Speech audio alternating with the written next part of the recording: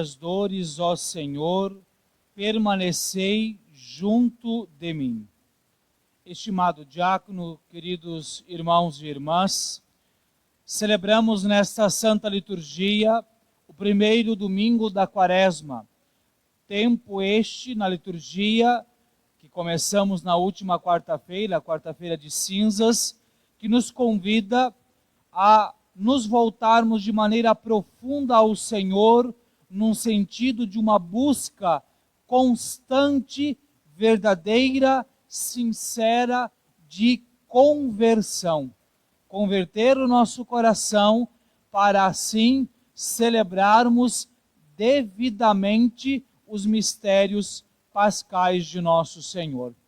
E a liturgia de hoje, olhando de maneira especial para o Santo Evangelho, nos apresenta o mistério das tentações de Jesus no deserto.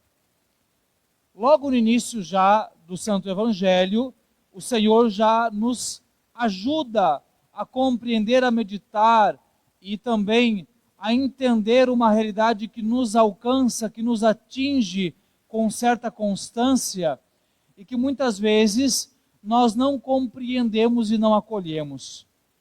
Nos disse São Lucas: Jesus, cheio do Espírito Santo, voltou do Jordão e no deserto ele era guiado pelo Espírito. Ali foi tentado pelo diabo durante 40 dias. Pois bem, nós estamos no início ainda do Evangelho de São Lucas, é capítulo 4.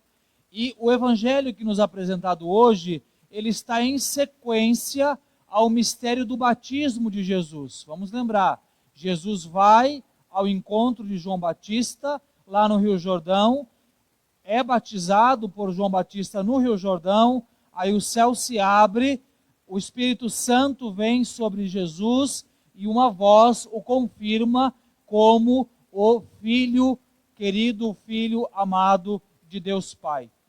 E depois disso, então, é que Jesus vai para o deserto. E São Lucas nos diz aqui que ele era guiado pelo Espírito. Na versão de São Mateus, ele chega a dizer: Jesus foi conduzido para o deserto pelo Espírito Santo. Por que é importante repararmos isso daqui?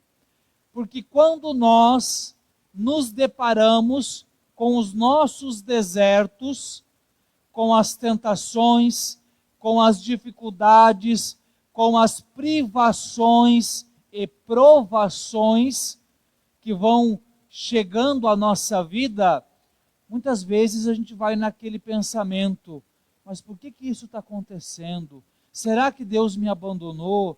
Será que Deus me deixou? Por que Deus está permitindo que isso aconteça? Então, a gente vai muito naquela ideia de que não, se eu estou seguindo Deus, eu devo estar livre de toda dificuldade, de toda tentação, de toda tribulação. E o que é que o Evangelho nos coloca? Jesus foi conduzido pelo Espírito para o deserto, justamente onde ele seria tentado. Então compreendamos que passar por tribulações, passar por dificuldades, passar por tentações, não significa uma ausência de Deus. Na verdade, muitas vezes, significa uma permissão de Deus. E aqui eu invoco uma fala de São Paulo, capítulo 5 da carta aos Romanos, versículo de 3 a 5. A tribulação gera a paciência gera a perseverança, e a perseverança gera a fidelidade, e a fidelidade provada gera a esperança. Tudo começa com o quê? A tribulação. Porque entra aqui aquela velha questão: ser discípulo de Jesus, dizer que é discípulo de Jesus, quando as coisas estão bem, estão fáceis, gente, isso qualquer um diz. Agora, se dizer discípulo de Jesus e lutar para permanecer sendo discípulo de Jesus, quando a onda bate com força, quando a tribulação vem com força, ali é que está o momento de provar se somos de fato ou não discípulos de Jesus. Porque a provação, a tribulação, coloca à prova a nossa fidelidade. Coloca à prova se nós de fato confiamos, temos fé, esperamos nele. Porque se a gente logo abandona, na verdade, a gente não espera nele. A gente não confia em Deus. E, por fim, então, não somos discípulos dele. Não seguimos a ele. Então, compreendamos que a realidade da provação, da tribulação, faz parte. Primeiro, tribulação faz parte da vida de qualquer ser humano. Mas, quando nos colocamos a serviço do Senhor, aí é óbvio, nos preparemos, porque a coisa vai piorar. Geralmente, por exemplo, durante o tempo da Quaresma, quando nós nos propomos, né, a viver talvez com mais intensidade a questão das abstinências, das penitências, dos jejuns, quando a gente olha, eu estou com essa dificuldade, esse pecado aqui está me dando problema, então eu vou fazer tal coisa, e a gente se propõe com firmeza a fazer aquilo, parece que as tentações elas dobram, triplicam, centuplicam. Mas é isso mesmo. Porque se a dificuldade está aumentando, isso é um sinal de que a gente está no caminho certo. Eu vou fazer uma comparação bem simples aqui. Você quer comprar algo para sua casa. Aí você começa a procurar preço. Aí você tem, imagine, duas lojas físicas, uma do lado da outra.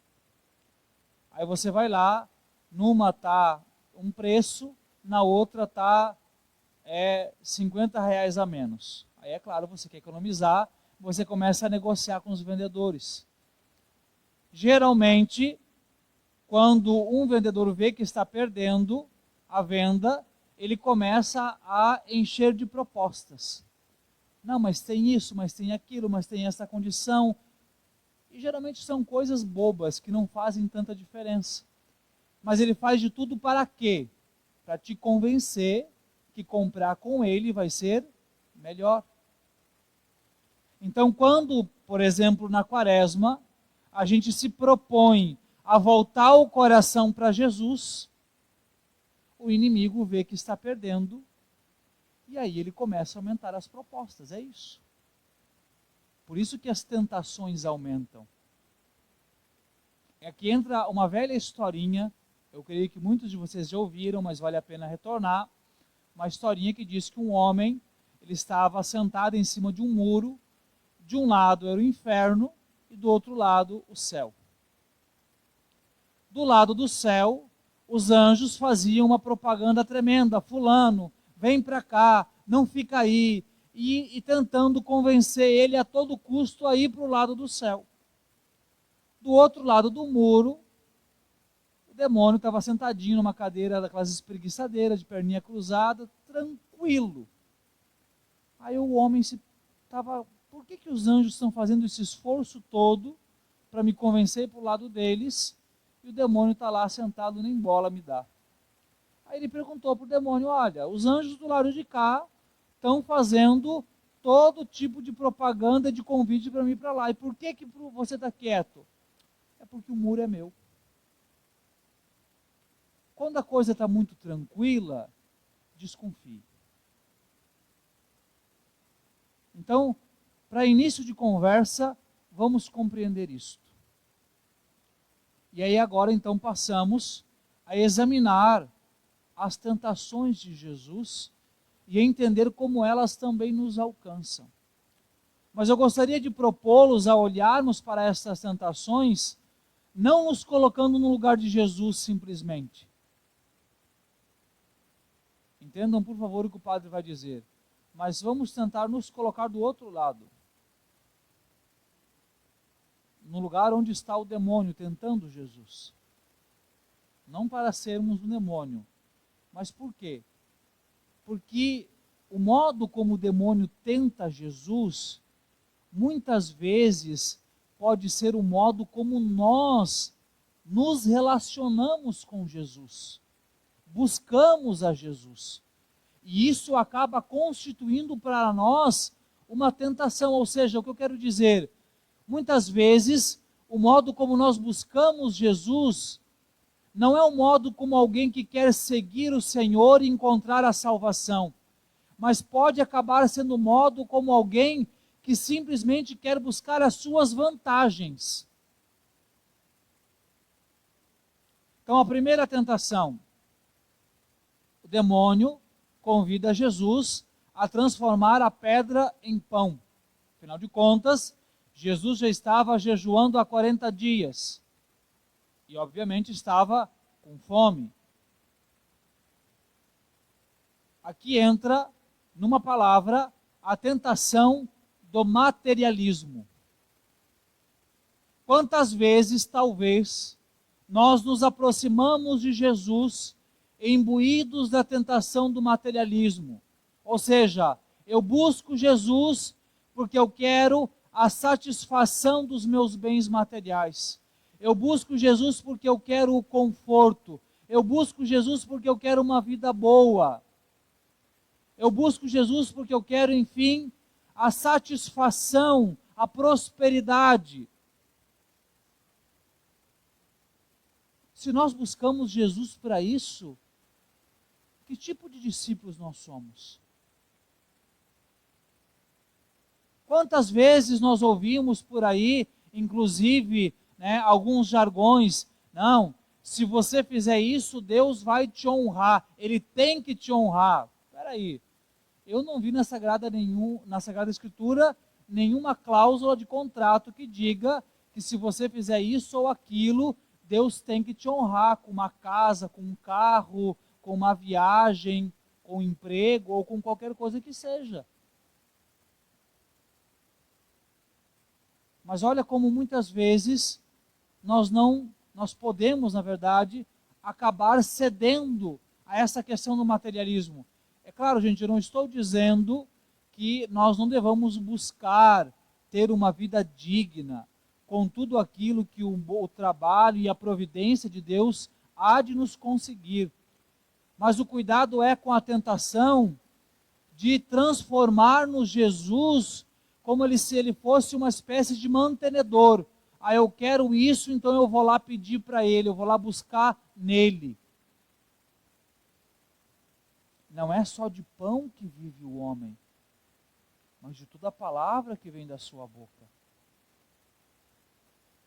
A segunda tentação, o diabo propõe a Jesus que se ele se prostrar diante dele, o diabo, e o adorar, ele daria todos os reinos a Jesus. Já começa pela mentira, porque tudo pertence a Jesus. O livro da sabedoria nos diz que todas as coisas foram criadas por ele e para ele, para o verbo, para a segunda pessoa. Então tudo pertence ao Senhor. E aí nós vemos como o demônio ele é sujo na mentira conosco. Porque geralmente quando ele nos oferece algumas coisas no sentido de tentação, ele vai justamente nisso. Não, mas se você fizer isso, você pode, é seu direito, é seu, é sua vida, é seu corpo, são suas vontades, vai ser para o seu bem. E se você fizer isso, você vai ter aquilo. Se você fizer aquele outro, você vai ter aquela outra coisa. Você vai ser aquela outra coisa que você gostaria. Você terá as pessoas aos seus pés. E ele vai nos oferecendo aquilo que não pertence a ele. E nós que somos filhos do Criador, não percebemos que estamos perdendo aquilo que temos como herança, por sermos filhos de Deus. Estamos perdendo isso porque estamos abraçando uma mentira. a mentira daquilo que o demônio está nos oferecendo. Então, nada, absolutamente nada, além daquilo que Deus mesmo nos pede, nos oferece e nos dá. O que está fora disso é engodo, é mentira do tentador.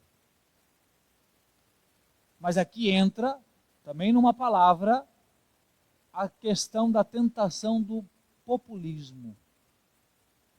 Por que o demônio oferece a Jesus? Olha, eu vou te dar tudo e todo mundo vai se prostrar diante de ti. Quantas vezes nós nos questionamos, e aqui inclusive entra a questão de que era o desejo de muitos dos judeus. Eles esperavam que o Messias fosse vir glorioso. Ele fosse vir instaurar um reino temporal. Quantas vezes talvez não buscamos um Jesus ou almejamos um Jesus que seja esse populista, como se ele fosse um líder, como se ele colocasse abaixo a liberdade de toda a humanidade. Eu vou citar só um exemplo para mostrar como isso acontece com uma certa recorrência. Quando acontecem situações assim, como por exemplo, esta iminente guerra que nós vemos no leste europeu, Ucrânia e Rússia. Quantas vezes a gente pensa, por que é que Jesus não intervém nisso e acaba com essa situação toda? Ou tantas outras situações que de fato são injustiças, são situações complicadas, mas a gente manifesta aquela ideia assim, mas por que não interfere? Por que não faz isso? Mas vejamos como nós somos hipócritas. Muitas vezes a gente diz que gostaria que Jesus intervisse nessas coisas, mas quando a igreja chega e diz, olha fulano, olha ciclana, você não pode fazer isso, está errado, isso é um pecado. A gente torce o nariz e diz, a vida é minha, eu sou livre, não quero que a igreja se meta nisso. Ué, mas Jesus fala com você através de quem, se não da igreja? Então quer dizer que quando se trata do seu particular, você não quer? Mas quando se trata da liberdade alheia, aí pode? A terceira tentação, quando o diabo leva Jesus a um lugar alto do templo e propõe que ele se jogue lá de cima para que os anjos viessem, né, aquela coisa gloriosa, a questão do espetáculo. A palavra aqui é a tentação do espetáculo. Eu acredito que essa é a tentação mais recorrente no nosso tempo. Transformar o cristianismo num espetáculo. E aí não tem limite. Literalmente não tem limite. Porque Jesus vira na mão, me desculpem usar a palavra, mas na mão de qualquer palhaço por aí, Jesus vira um curandeiro, Jesus vira um palhaço, Jesus vira quase que um mágico de circo. Mas o mais triste disso é que se tem alguém no palco fazendo palhaçada, é porque tem plateia.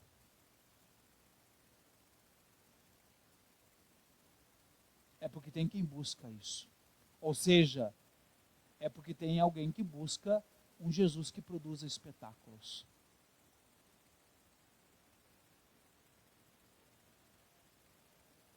E muitas vezes, este que busca um Jesus que produz espetáculos somos nós. Quando nós vamos alimentando a sede simplesmente por coisas espetaculosas.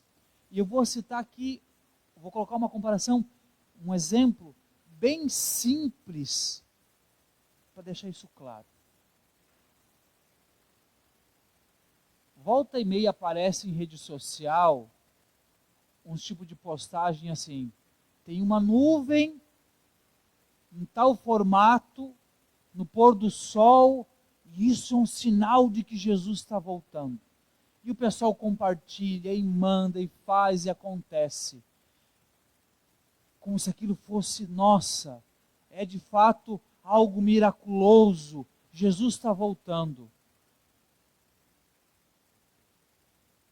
E as mesmas pessoas que compartilham isso não amam e não se admiram em um Deus que se dá em toda a Santa Missa na Eucaristia. Vale mais a pena uma nuvem que parece Jesus Cristo do que a presença dele no altar? É isso mesmo? Percebemos? Isso é só um exemplo de tantas outras coisas, porque o problema aqui é o quê? O demônio vai nos desviando daquilo que verdadeiramente importa. Se a gente vai buscando os espetáculos, as coisas miraculosas, aquelas fantasias, a gente muito mais quer alimentar na nossa alma o desejo das altas sensações, de estar seguindo um Jesus poderoso do espetáculo, e deixamos de acolher Jesus, que no cotidiano da nossa vida se dá a nós nos sacramentos.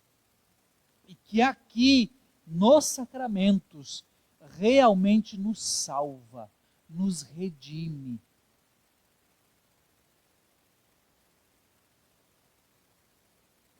Então, meus irmãos e irmãs, que nós possamos, neste tempo de Quaresma, vigiar, estarmos atentos, purificar o nosso coração, purificar a nossa alma dessas atitudes que nos afastam de Jesus, que nos impedem de realmente segui-lo com todo amor, com toda fidelidade, e de encontrarmos nele a salvação que ele verdadeiramente veio nos trazer.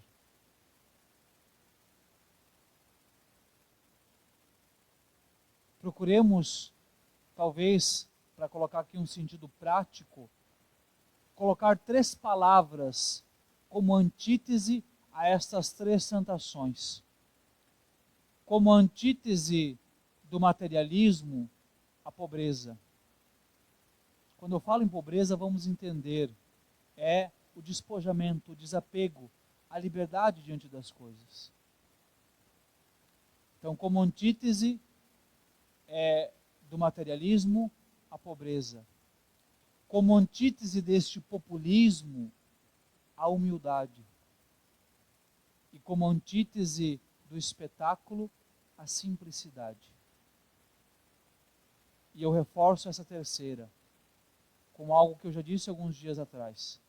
A vida espiritual não consiste em grandes coisas.